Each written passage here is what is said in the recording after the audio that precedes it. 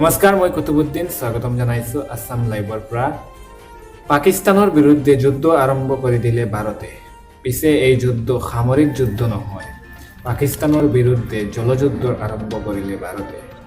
আৰু এই যুদ্ধ অধিক ক্ষতি কৰি দিব পাকিস্তানক খৰাং কৰিব বিচাৰে ভাৰতে। পাকিস্তানে ভাৰতৰ উৎসই 6খন নদীৰ পানী লাভ কৰি আহিছে ভাৰতৰ।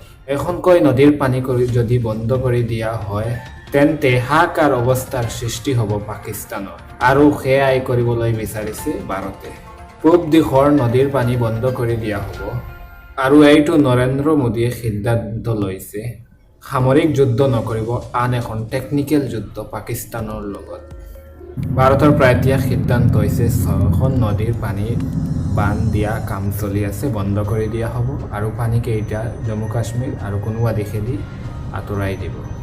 আৰু এইখন যুদ্ধ পাকিস্তানৰ বাবে অধিক ক্ষতিকাৰক হ'ব পাৰে।